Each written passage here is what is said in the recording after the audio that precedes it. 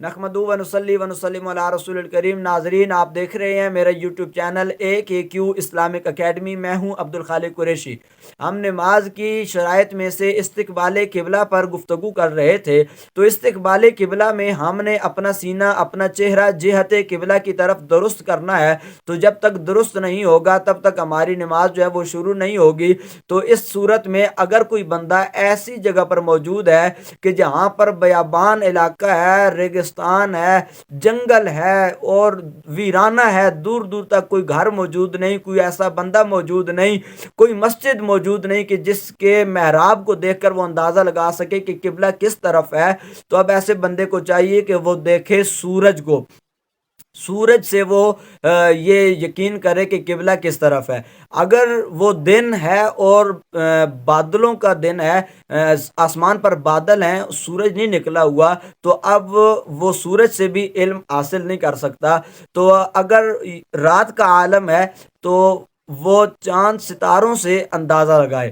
اگر کوئی ایسا بندہ ہے کہ وہ چاند ستاروں اور سورج سے اندازہ بھی نہیں لگا سکتا، اور وہاں پر کوئی بندہ بھی موجود نہیں ہے، کوئی آبادی دور دور تک موجود نہیں ہے، مسجد موجود نہیں ہے، تو اب ایسے بندے کے لیے شریعت جو حکم لگا رہی ہے، شریعت کہتی ہے کہ وہ نماز پڑھنے سے پہلے تحری کرے، سوچ بچار کرے، اتنی تحری کرے، اتنا سوچے کہ اسے یقین ہو جائے کہ اس طرف ہی قبلہ ہے، یعنی جس طرف وہ گمان کر رہا ہے کہ ہو سکتا ہے کعبہ اس طرف ہو، تو اب اس پر اس کو یقین ہونا چاہیے۔ اب یقین اس پر کرنے کے بعد وہ نماز پڑھے اسی طرف منہ کر کے۔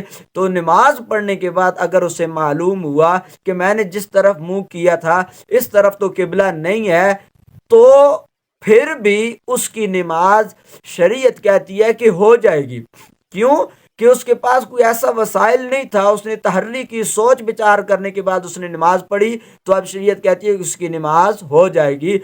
اس میں دوسرا مسئلہ جو ہے وہ بھی سماعت فرما لیں۔ اگر کوئی بندہ ایسی جگہ پر نماز پڑھ رہا ہے کہ جہاں پر اسے تو نہیں پتا کہ کعبہ کس طرف ہے، لیکن وہاں پر کوئی بندہ بھی موجود ہے کہ جسے علم ہے کہ قبلہ کس طرف ہے، تو اب اس کو چاہیے کہ اس سے پوچھے۔ اگر پوچھتا نہیں ہے، بغیر پوچھے خود سے سوچ بچار کرنے کے بعد جدھر اس کو گمان ہوا کہ قبلہ ادھر ہے، ادھر ہی منہ کر کے اس نے نماز شروع کر دی۔ اب نماز کے ختم ہونے کے بعد اگر اسے پتا چلے کہ جدھر تو نے منہ کیا ادھر ہی قبلہ ہے، تو تب تو اس کی نماز ہو جائے گی، کیونکہ سمت درست پائی گئی۔ اگر اسے پتا چلا کہ جدھر تم نماز پڑھ رہے تھے منہ کر کے ادھر تو قبلہ نہیں ہے، تو اب ایسی صورت میں اس کی نماز نہیں ہوئی، اس کو دوبارہ پڑھنی پڑے گی۔ کیوں؟ اس لیے کہ اس کے پاس یہ موقع تھا کہ وہ کسی سے پوچھ سکتا تھا، اس نے نہیں پوچھا اور خود سے سوچ کر پڑھنے لگا، تو اب اس کی جہت درست نہیں تھی، جس وجہ سے اس کی نماز نہیں ہوئی۔ ایسے بندے کو دوبارہ پڑھنی پڑے گی۔ تو یہ دونوں مسئلے ذہن میں رکھیں کہ جہاں کوئی وسائل نہ ہو تب آپ سوچ بچار کر کے نماز پڑھیں گے، تو اگرچہ وہ سمت، وہ جہت درست نہیں تھی، تو آپ کی نماز تب بھی ہو جائے گی۔ جب آپ کے پاس وسائل ہے، موقع ہے، کوئی بندہ ہے جس سے تم پوچھ سکتے ہو، تو پھر آپ نے نہیں پوچھا اور خود سے سوچ کر پڑھنی شروع کر دی، اور اس صورت میں اگر آپ کی جہت درست تھی تو پھر تو آپ کی نماز ہو گئی، اگر نہیں تھی درست تو پھر آپ کی نماز نہیں ہوگی، آپ کو دوبارہ پڑھنی پڑے گی۔